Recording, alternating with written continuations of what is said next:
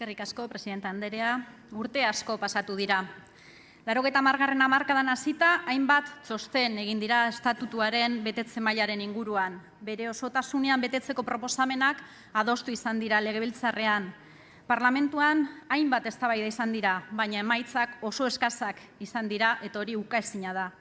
51 urte eta gero, oraindik bete gabeko lege bat daukagu, eta ez dakigu noiz beteko den bere osotasunean. Eta azken aldian barriro ere, oraingoan osasun krisia dela eta ditugun eskumenen kontrako erabakiak hartu dira.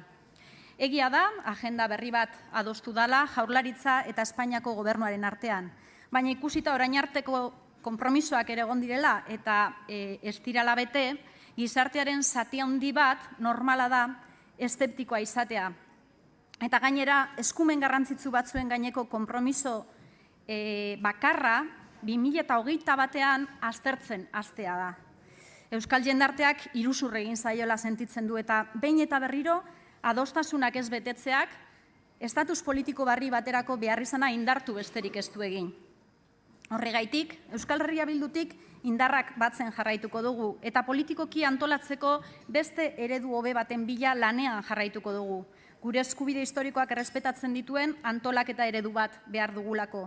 Herritarren beharrizanari erantzuteko tresna eraginkor bat behar dugulako.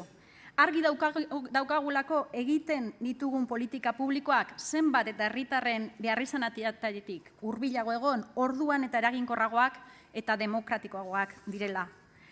Harrigarria da, 51 urte eta gero, lege bat beteko den ala ez eztabaidatzen egotea.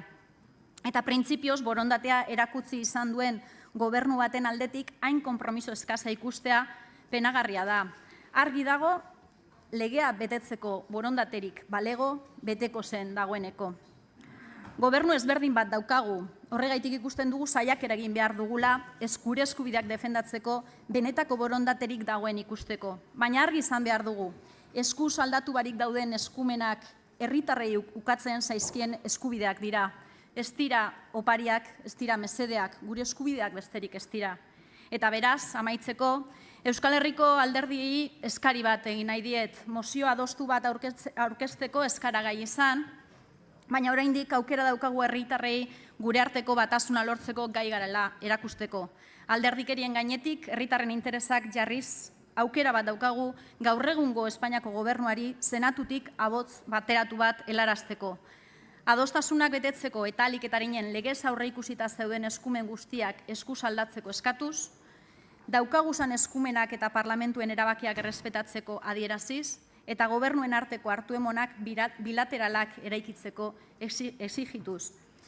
Ez da ulergarria puntu hauetan gure artean adostasunik ez egotea. Eskerrik asko, muchas gracias.